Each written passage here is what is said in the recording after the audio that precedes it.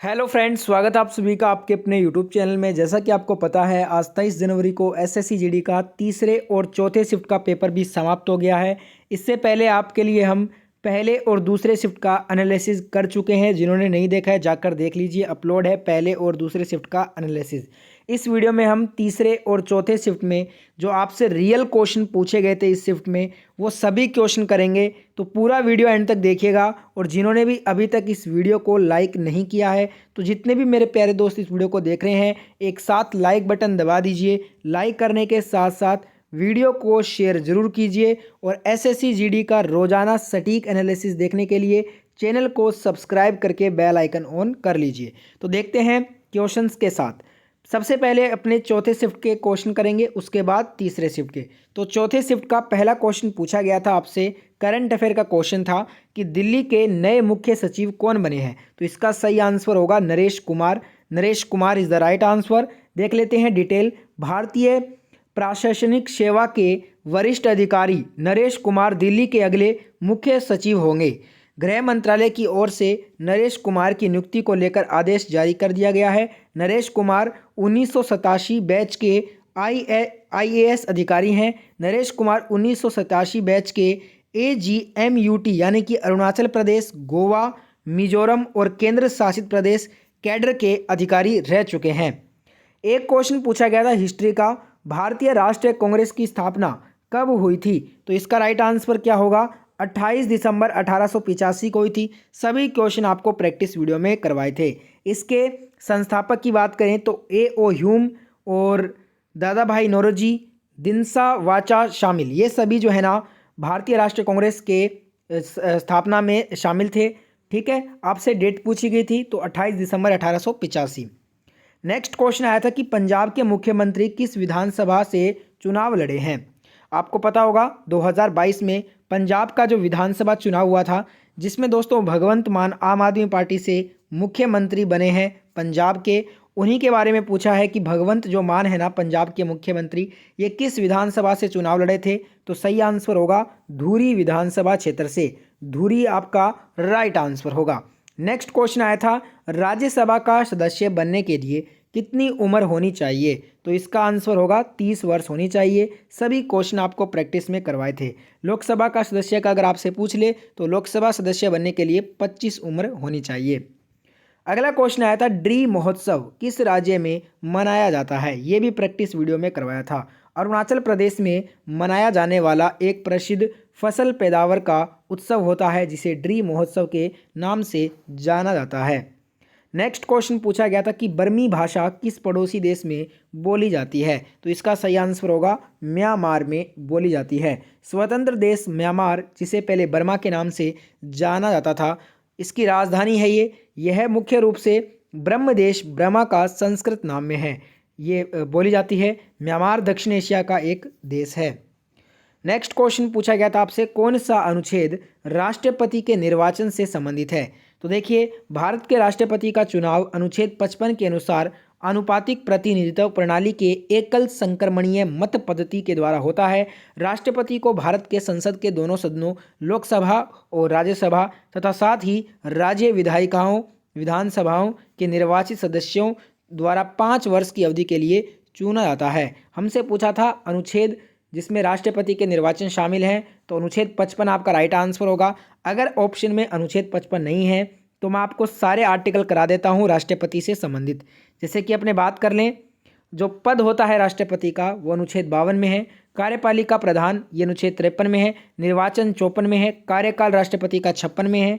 इसके बात करें राष्ट्रपति की दोबारा नियुक्ति, ये आर्टिकल 57 में है। इसके बाद बात कर लेते हैं अपने योग्यता की। राष्ट्रपति की योग्यता अनुच्छेद 58 में है। दशाएं जो शर्तें हैं राष्ट्रपति की वो 59 में है। शपथ जो है वो 60 में है। और राष्ट्रपति पे जो महाभियोग चलाया जाता है वो अनुच्छेद 61 में है। तो बताइएगा दोस्तों ऑप्शन में इनमें से कौन सा आर्टिकल दिया था। एक मुहावरा आया था चौथे शिफ्ट में, फूंक से पहाड़ उड़ाना। मुहावरे का अर्थ क्या होता है। इसका अर्थ होता है कम शक्ति से बड़ा काम करना। ठीक है। एक क्वेश्चन आया था गरीब का पर्यायवाची शब्द बताइए। निर्धन, रंक, कंगाल, दीन, दरिद्र, ये सभी क्या हैं? गरीब के पर्यायवाची हैं। इनमें से कोई एक ही ऑप्शन में दिया होगा। वीडियो को जिसने भी अभी तक लाइक नहीं किया है ज़रूर वीडियो को लाइक करें, आपके लिए इतना मेहनत करते हैं। साथ में आपसे एक लाइक की रिक्वेस्ट है, तो आप सभी एक साथ लाइक बटन दबाइए, शेयर कीजिए इस वीडियो को, और चैनल को जिन्होंने भी अभी भी सब्सक्राइब नहीं किया है, वीडियो अच्छा लग रहा है तो चैनल को जरूर सब्सक्राइब करके बेल आइकन को ऑन कीजिए रोजाना एनालिसिस देखने के लिए।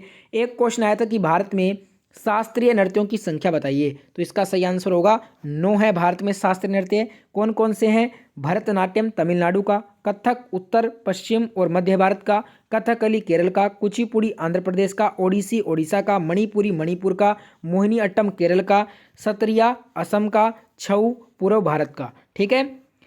नेक्स्ट क्वेश्चन पूछा गया था खेलो यूथ गेम्स का पहले नाम क्या था? खेलो यूथ गेम्स का पहले नाम था खेलो इंडिया स्कूल गेम्स। ठीक है। तो खेलो इंडिया स्कूल गेम्स आपका राइट आंसर होगा। इसकी डिटेल देख लेते हैं एक बार। डिटेल में दिया है कि जनवरी 2018 में दिल्ली में खेलो इंडिया गेम्स का पहला संस्करण आयोजित किया गया था। खेलो इंडिया यूथ गेम्स का दूसरा संस्करण पुणे में आयोजित किया गया था। तीसरा संस्करण गुवाहाटी में आयोजित हुआ था। चौथा संस्करण हरियाणा में आयोजित किया गया। नेक्स्ट क्वेश्चन पूछा गया 2022 के स्वामी विवेकानंद के जन्म दिवस पर कार्यक्रम कहाँ आयोजित किया गया था? तो ये किया गया था पुडुचेरी में। राष्ट्रीय युवा महोत्सव का 25वां आयोजन किया गया था पुडुचेरी में। नेक्स्ट क्वेश्चन आया था दूसरी पंचवर्षीय योजना किस पर जोर दिया गया था? ये क्वेश्चन आपका आज फर्स्ट शिफ्ट में भी आया है और फोर्थ शिफ्ट में रिपीट हुआ है, तो क्वेश्चन रिपीट हो रहे हैं, इसलिए रोजाना पूरा वीडियो एनालिसिस देखिए कीजिए। देखिए दूसरी जो पंचवर्षीय योजना थी ना, इसमें भारी उद्योगों के विकास पर जोर देने के साथ साथ इस योजना में औद्योगिकरण को बढ़ावा दिया गया था। 1956 की औद्योगिक नीति ने आर्थिक नीति के लक्ष्य के रूप में समाज के एक समाजवादी प्रतिरूप की स्थापना को स्वीकार किया था। नेक्स्ट क्वेश्चन पूछा गया था हिंदी का निर्धन का विलोम पूछा गया था, तो धनी हो जाएगा। एक क्वेश्चन आया था मुहावरा। मुहावरा था कि गरीबी में आटा गीला होना, इसका अर्थ क्या होगा? इसका अर्थ होता है विपत्ति में और विपत्ति आना। ठीक है। एक क्वेश्चन पूछा गया था केंद्रक और कोशिका द्रव्य को कौन अलग करता है? तो केंद्रक और कोशिका द्रव्य को केंद्रक झिल्ली अलग करती है, तो केंद्रक झिल्ली आपका सही आंसर होगा इस क्वेश्चन में। ठीक है फ्रेंड्स, बढ़ते हैं अगले क्वेश्चन की तरफ। एक क्वेश्चन आया था महावीर स्वामी जो है ना वो घर कब त्याग किया था? महावीर स्वामी ने घर को 30 वर्ष की आयु में जो है ना त्याग किया था। एक क्वेश्चन पूछा गया था फेराडे के नियम से, एग्जैक्ट सवाल नहीं मिला है। फेराडे का नियम क्या कहता है वो पढ़ लेते हैं। किसी भी बंद परिपथ में उत्पन्न विद्युत वाहक बल यानी कि ईएमएफ उस परिपथ से होकर प्रवाहित चुंबकीय फ्लक्स के परिवर्तन की दर के बराबर होता है। ठीक है। एक क्वेश्चन आया था 2022 के बजट किसने पेश किया? वित्त मंत्री निर्मला सीतारमण ने संसद में अपना चौथा बजट पेश किया था, तो राइट आंसर क्या होगा? वित्त मंत्री निर्मला सीतारमण जी। नेक्स्ट सवाल आया था कि अब यहाँ से जो है ना आपके तीसरे शिफ्ट के क्वेश्चन शुरू हो चुके हैं। तीसरे शिफ्ट का पहला क्वेश्चन, पहला जूट कारखाना कहाँ पे स्थापित किया गया था? तो इसका सही आंसर होगा कोलकाता के पास हुगली नदी पर रिसरा में 1855 में पहला जूट कारखाना जो है वो स्थापित किया गया था। ठीक है। नेक्स्ट क्वेश्चन आया था तीसरे शिफ्ट में 83वां राष्ट्रीय टेबल टेनिस चैंपियनशिप कहाँ पर आयोजित हुआ? तो ये आयोजित हुआ मेघालय राज्य में। अगला सवाल आया था कि चू फाट जो नृत्य है वो किस राज्य से संबंधित है? तो यह है दोस्तों सिक्किम का एक लोक नृत्य है, तो ऑप्शन में अगर सिक्किम दिया होगा तो आपको सिक्किम आंसर करना था। एक क्वेश्चन आया था कि अभिव्यक्ति की स्वतंत्रता किस अनुच्छेद में है? तो इसका सही उत्तर होगा अनुच्छेद 19 में है। ये भारतीय संविधान के अनुच्छेद 19 में वाक एवं अभिव्यक्ति की स्वतंत्रता का प्रावधान है और आमतौर पर राज्य के खिलाफ लागू होता है। ये सभी क्वेश्चन मैंने आपको प्रैक्टिस में करवाए थे। 100 से भी ज़्यादा वीडियो मैंने आपके लिए जीडी के लिए तैयार की थी, जिनको मैंने एक प्लेलिस्ट में तैयार कर दिया है। उस प्लेलिस्ट का लिंक इस वीडियो के ऊपर डिस्क्रिप्शन में मिल जाएगा। लिंक पे क्लिक करके सभी के सभी वीडियो देखकर जाइए जिनका भी आगे एग्जाम है। रोजाना हर शिफ्ट में आपके 5 से ज़्यादा क्वेश्चन हूबहू प्रैक्टिस सेशन से पूछे जा रहे हैं। ठीक है, तो जरूर चेकआउट कीजिएगा, लिंक डिस्क्रिप्शन में दिया है। एक क्वेश्चन आया था सोने का पर्यायवाची शब्द कौन सा नहीं होता है? अब ऑप्शन तो मेरे पास नहीं है, पर मैं आपको बता देता हूँ सोने के पर्यायवाची कौन कौन से होते हैं। कनक, स्वर्ण, हेन, हारक, जात रूप, कल धोत, धन, तपनीय, संपत्ति, ये सभी क्या हैं? सोने के पर्यायवाची हैं। तो इनके अलावा जो ऑप्शन में था वही आपको छांटना था। एक क्वेश्चन आया था कि दांतों तले उंगली दबाना, मुहावरे का अर्थ क्या होगा? तो इसका अर्थ देख लेते हैं। दांतों तले उंगली दबाना मुहावरे का अर्थ होता है दंग रह जाना, आश्चर्यचकित रह जाना या फिर हैरान होना। इन तीनों में से कोई एक आपको ऑप्शन में दिया होगा। एक क्वेश्चन आया था सेबी की पहली महिला प्रमुख कौन है? तो इनका नाम है माधवीपुरी बूच। तो माधवीपुरी बूच आपका करेक्ट होगा। एक बोल रहा था कि स्टूडेंट कि सेबी के चेयरमैन पूछा है, अगर चेयरमैन पूछा है तो अजय त्यागी हैं। सेबी का मुख्यालय मुंबई में है। ठीक है। एक क्वेश्चन आया था कि शोभना नारायण किससे संबंधित हैं? तो शोभना नारायण एक प्रसिद्ध भारतीय कथक नृत्यांगना है। ठीक है दोस्तों। एक क्वेश्चन आया था दिल्ली में उद्यमिता सेल और नवाचार केंद्र का उद्घाटन किसने किया? तो ये किया दोस्तों श्री अश्विनी वैष्णव जी ने। नेक्स्ट क्वेश्चन पूछा गया था वीर लखन नायक कौन से प्रांत से संबंधित हैं? देखिए मैं आपको बता दूं दोस्तों, जो दोस्तों लक्ष्मण नायक है ना, ये 22 नवंबर 1899 में पैदा हुए। यह पूर्वी भारत में दक्षिणी ओडिशा के आदिवासी नागरिक अधिकार कार्यकर्ता थे। ठीक है। एक क्वेश्चन पूछा गया था भारत जनसंख्या की दृष्टि से विश्व में किस स्थान पे है? तो इसका आंसर होगा भारत जो है वो जनसंख्या की दृष्टि से विश्व में दूसरे नंबर पे है। तो दूसरा नंबर आपका राइट आंसर होगा। पहले नंबर पे कौन है? पहले नंबर पे है चाइना। सन 2019 में लगभग 1.15 अरब की जनसंख्या के साथ भारत जो है वो विश्व का दूसरा सर्वाधिक जनसंख्या वाला देश है। भारत के पास विश्व की कुल भू क्षेत्र का 2.4% भाग है, लेकिन यह विश्व की 17% जनसंख्या का निवास स्थान है। पहले नंबर पे चीन है, दूसरे नंबर पे हमारा भारत देश है। ठीक है। अगला क्वेश्चन आया था अनुच्छेद 279A किससे संबंधित है? तो ये संबंधित है माल और सेवा कर परिषद से। इसमें कहा गया है कि राष्ट्रपति संविधान संशोधन अधिनियम 2016 के प्रारंभ होने की तारीख से 60 दिनों के भीतर आदेश द्वारा माल और सेवा कर परिषद नामक एक परिषद का गठन करेंगे।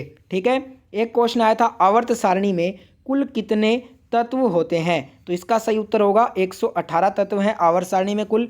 एक क्वेश्चन आया था हरित क्रांति किस प्रकार के पौधों पर प्रभाव पड़ा हरित क्रांति से? तो हरित क्रांति का संबंध खाद्यान्न फसलों के उत्पादन से है। इसका मुख्य प्रभाव गेहूं पर पड़ा है। बताइएगा ऑप्शन में कौन सी फसल का नाम दिया गया था। एक क्वेश्चन आया जीएसटी परिषद में कुल कितने सदस्य शामिल होते हैं?